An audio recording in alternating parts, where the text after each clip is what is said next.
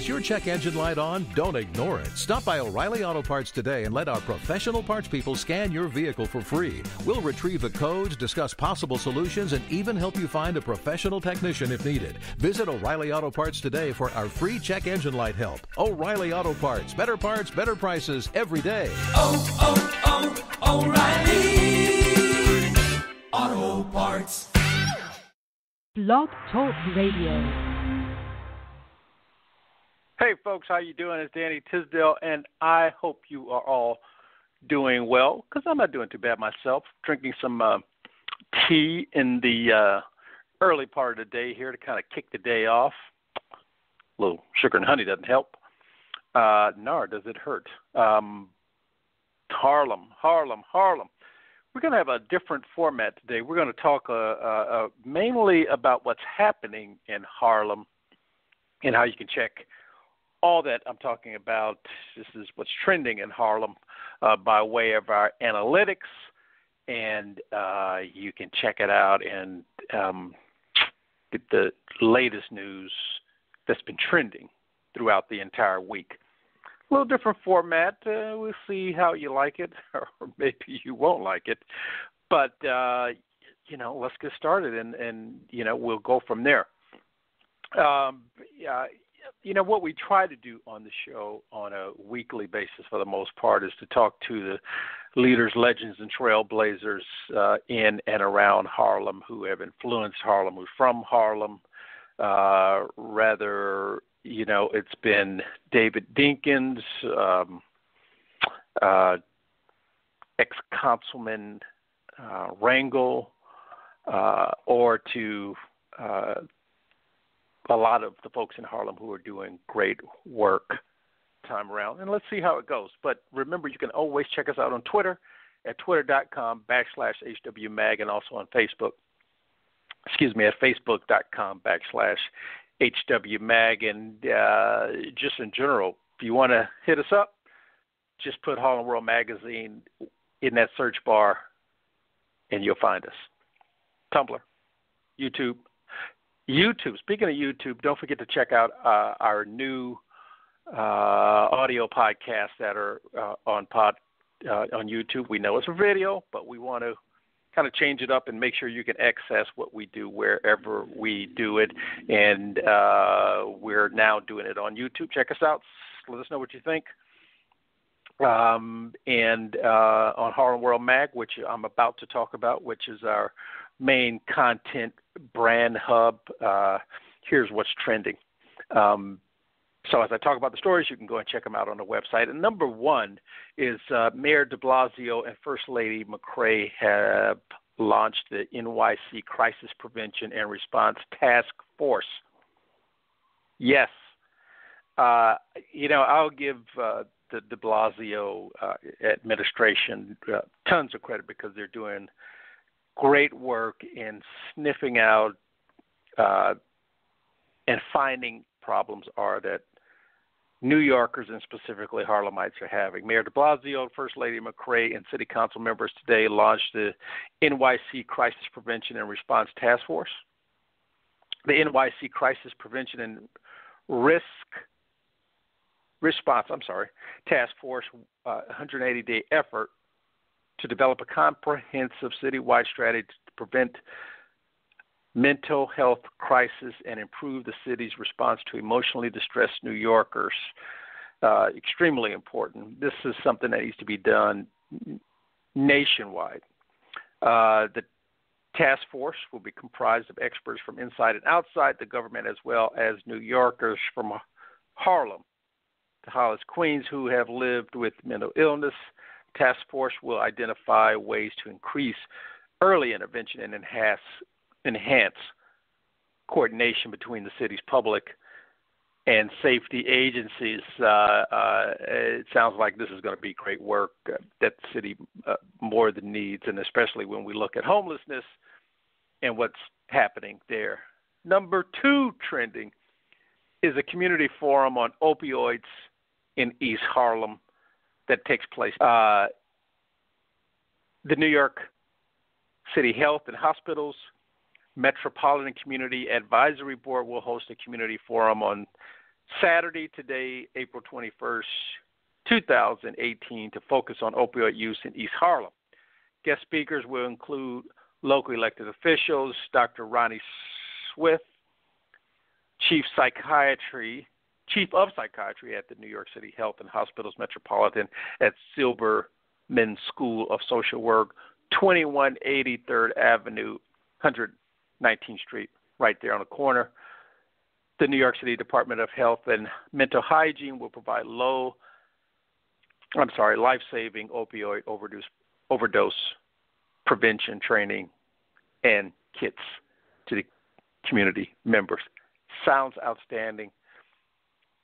Again, it's one of those programs that more than needed, of course, in East Harlem and Harlem in general, but statewide and nationally. First steps to finding out how to solve this problem, where the problems are, and bringing in the experts to advise on how to state the problem, talk to folks who are dealing with the problem currently, and then look at ways to solve the problem. Number 3, the amazing story of Harlem's Esther Jones. And, this is a video along with this story, but this is one of those stories that keep trending on the site. But it is a great story, and that's why I know why it's always trending. We originally ran this story of Harlem's baby Betty Boop Esther in 2018 and again in 2017, and received a number of emails asking if baby Esther was the original Betty Boop voice, ? We suggest reading the story to decide for yourself. Of course, we think and know that she is. But we found this story that sounds very similar to the Little Richard story. At times, artists lose their intellectual property rights, and in some ways in the media lose sight of who they are. The post has been edited for this posting.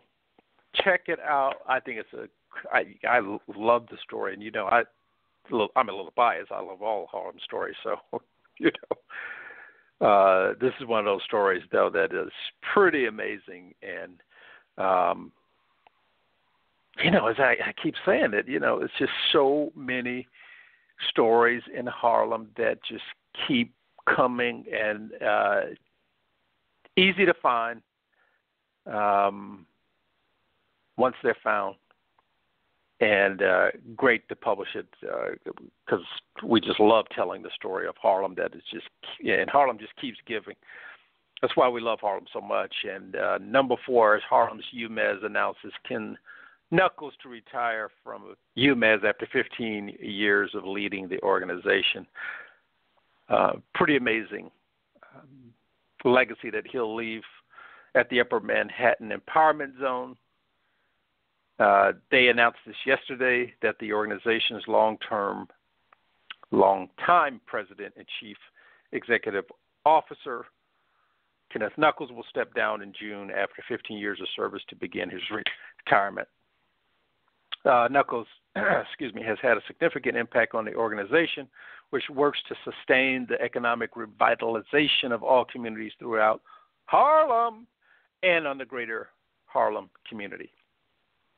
The UMass has provided $87 million in loans for real estate projects, $57 million in tax-exempt bonds for real estate development, and $98 million in grants focused on arts, culture, and workforce development. They're doing outstanding work. The organization's board of directors is currently conducting a national search for candidates to fill the position, with the aim of selecting a new president and CEO before the end of spring. Outstanding work by both UMez, outstanding work by Ken Knuckles, and hey, look at your resume. You want to be president and CEO? UMez, and do the same kind of work Mr. Knuckles did, or improve on those $87 million in loans for real estate, the $57 billion for tax bonds and real estate development. Hey, if you can do it, more power to you. And of course, arts and culture is extremely, all of it's important. Arts, culture, and workforce, extremely important stuff. And who needs those kind of contributions to Harlem more than Harlem needs those contributions. And 15 years of service, just as long as Harlem World Magazine has been doing the work that we've been doing since 2003, April. Yes, last month made our 15th, official 15th year anniversary. And if you said it, thank you. I'll take it for the work we've been doing. And it doesn't feel like work, and I guess that's why the 15 years has seemed like a lot less than that, because it doesn't feel like work, because I love doing this. And love, of course, my Harlem. But, folks, we're not finished. We're only at number 4, and we go to number 5, which is Harlem History. This is another one of those pages that continue to trend, just like I said at number 3 with the amazing story of Harlem's baby Esther. People always want to know the history of Harlem. And what we did was to gather together the information of some of the original settlers of Harlem were the Wexaquaqueek Indians. And I'm not going to try and pronounce that name again, so I'm just letting you know, Wexaquaesgeek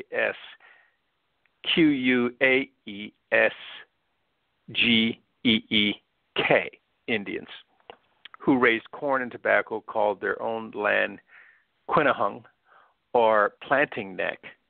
The tribe was a subset of the Wapani Indians, or the Wappinger,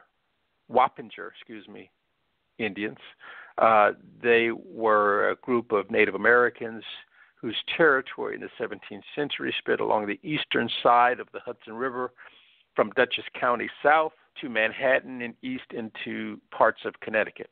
Although the European understanding of tribes did not generally apply for most of the Wappingers' history, they were most closely related to the Mohicans, all speaking the Algonquin languages.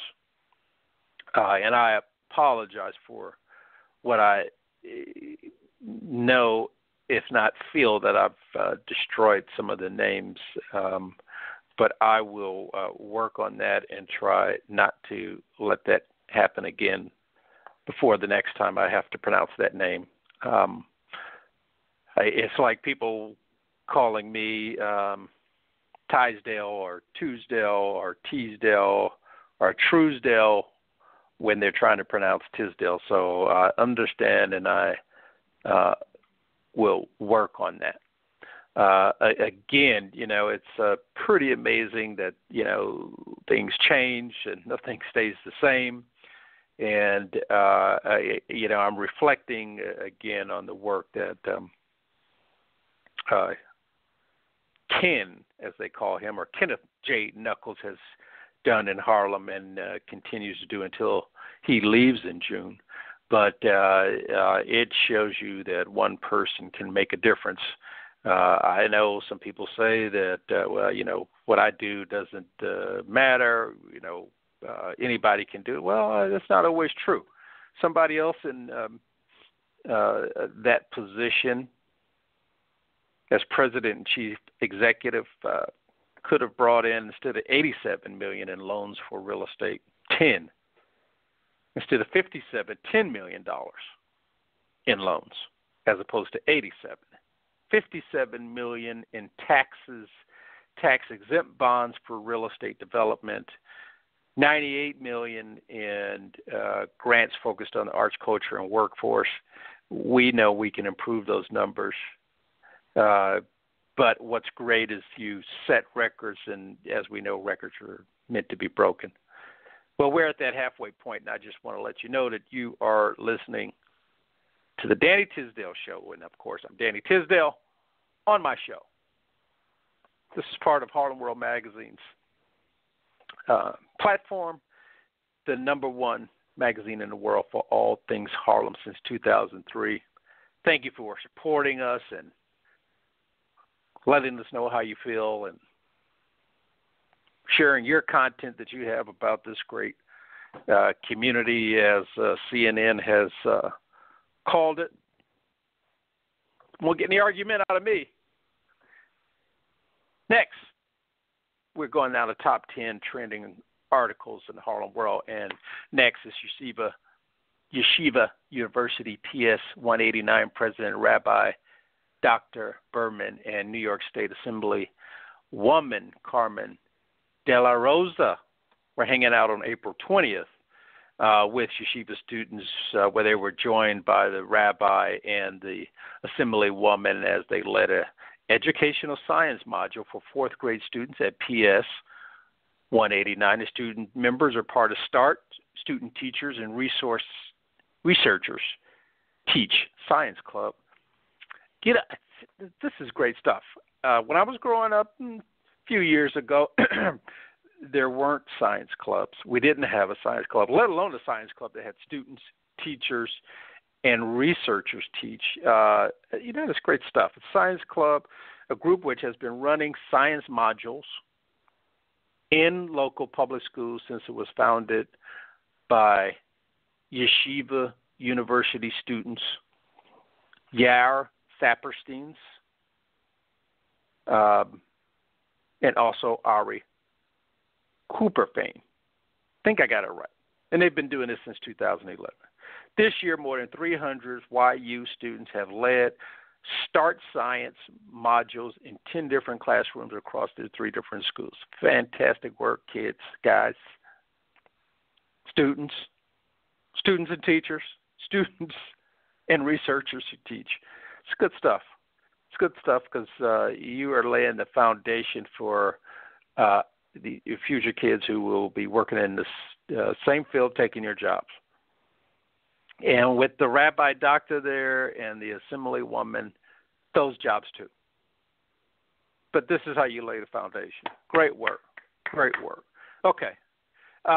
Next, number 7, basketball slave racism. I would like to change the name, but the name is racism in the early history of the NBA. This is another one of those stories. I've talked about 2 already that our readers just keep coming back to because it's a great story and it's Harlem related. There's a whole history most NBA fans are unaware of. As Mark Johnson talks, he says, my father was able to share with me the stories of what it was like to be a professional basketball player in the early days of the NBA. Everything from referees turning a blind eye to hard fouls to long-time kinships with black players shared with white players. In that era, the racial challenges they faced were almost unimaginable. I could read that whole story. And that's an idea. I may do that one day for some of the stories who we have posted on the site. Maybe for some of our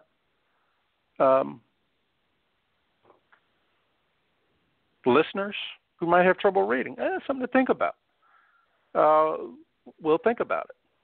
But that's a great story. All you have to do, again, I don't know if I didn't mention it, is go to our website, harlemworldmag.com.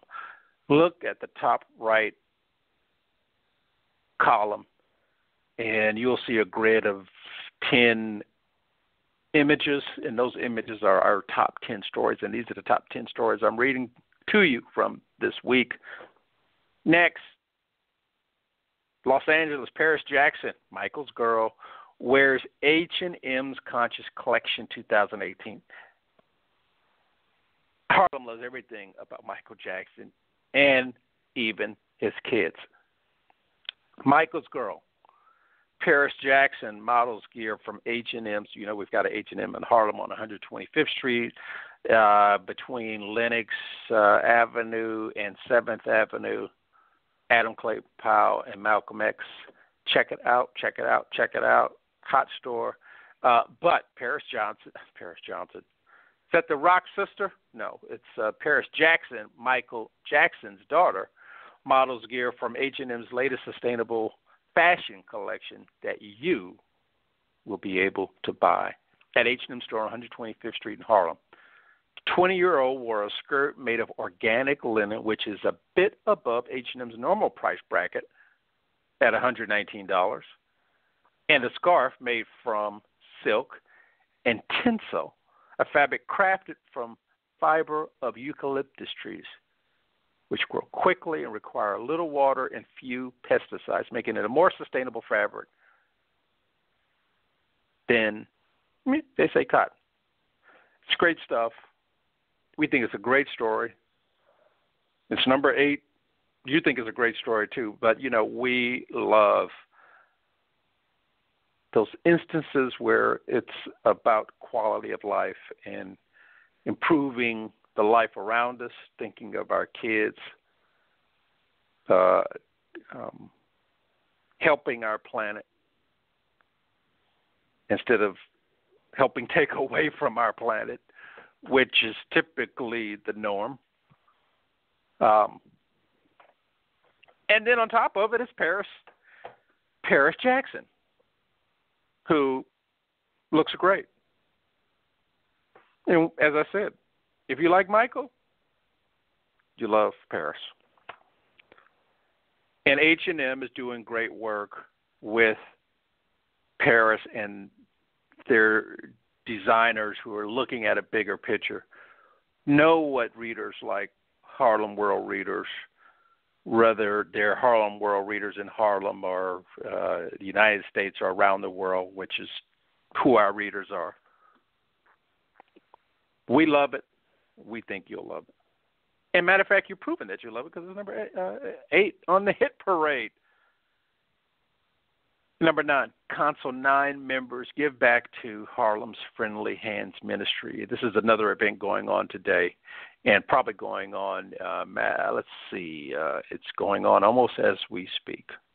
On April 21st, that's today, the members of District 9 will lend their time and skills during the District Council's annual Community Day of Action. Today is District 9's annual Community Day of Action. Union leadership will join members to spend the day volunteering at nonprofits across the state of New York, including volunteering at Friendly Hands Ministries in Harlem. From the downstate boroughs all the way to the capital of Albany, District Council 9 members will take part in a range of activities using their top-notch training skills to refinish facilities owned and operated by nonprofits. Here. The cumulative. Oh, I'm in debt paying for this college education, and I can't pronounce cumulative the first time around. Anyway, the cumulative value of work hours and supplies are donated by DC 9 members in Harlem have totaled $5,300. Well, some people might say, well, $5,300, that's not a lot of money. $5,300, District Council 9. Hey, how come that's not this amount? How much are you donating? Did you donate anything? Here, let me push the mirror right in front of you and look in the mirror. Did you donate anything recently? So they're doing great work, and let alone, it says what, $210. Well, okay. 1, have you donated anything when it comes to money? 2, have you donated any sweat equity? That's great work. And you like it because it's trending number 9. Just did number 8. We're at number 9. It's great work. Great work. DC 9 is close to being right up there with what are some of our leaders, legends, and trailblazers of the year. Doing great work, leading.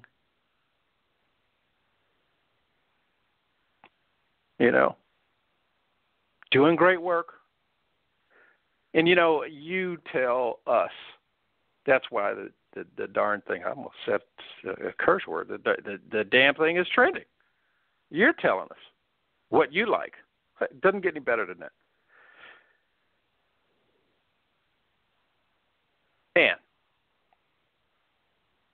number 10, Mayor Bill, I kind of like that. Mayor Bill de Blasio announced that Harlem Mere Central Park will become entirely car-free on Earth Day. Today is Earth Day. The mayor announced that Central Park from Harlem Mere to Heckscher Playground, the world's most iconic green space, will become entirely car-free. Beginning on June 27th, 2018. What did I say? Did I say today? Anyway, can't remember. The day after the conclusion of public school classes and the first day of outdoor pools are open across the city, the last sections of the park's loop drives that remain open to cars will be permanently closed to them, returning the park to its original use as a urban refuge and recreation space. Oh, another great, it's just great stuff. More than 42 million visitors flock to Central Park each year, returning the park's loop road to walkers, joggers, cyclists will reduce air pollution in the park and improve safety. Yes, yes, yes. It also signals New York City's commitment to prioritizing people over cars in its premier public spaces. You know, I just love that. Let me read it again. It also signals New York City's commitment to prioritizing people over cars in its premier public spaces. And let me tell you, that's how you run a city. Focus on the needs of the people, you invest in the people, and you get reelected. And we have to focus on this economy and do something about, I know the majority of police out there are doing great work, and we love them. But those who aren't, we need to do something about them. Just like anybody else who's not keeping it positive and doing the work and keeping us safe. If they're not doing it, we got to do something about it and get them out of there and make this place a wonderful place for our kids, for our families. And there's not a community that deserves it more than Harlem. Folks, we're down to the last couple of minutes. You know, a different format, and I have to get used to it when I do it. And let me know what you think. Obviously, you can email us at Harlem World Harlem World Magazine info@Yahoo, or just go right to Facebook, facebook.com/HWMag, or facebook.com/Harlem World Magazine, or even on Twitter. Wherever you want to respond, go ahead and respond. Let us know what you think, what you like, what you don't like, or what we should do that we're not doing. I hope you have a fantastic rest of the day. You see, I'm getting choked up. I'll have to end this show, and I'm getting all choked up. Let me stop. I hope that you have the best of the rest of your day, and check us out on our next show. And don't forget to hit us up at YouTube and check out the rest of our shows there. Again, I said Harlem World Magazine info. It's Harlem World info @Yahoo. Hashtag HWMag, hashtag Harlem World Magazine. Love you. And, you know, we'll talk to you soon. Ciao, bella.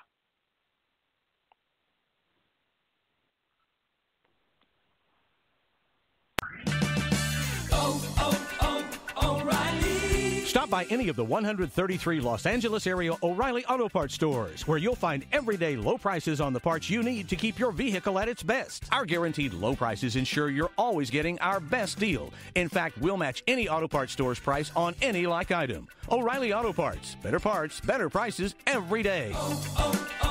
O'Reilly Auto Parts.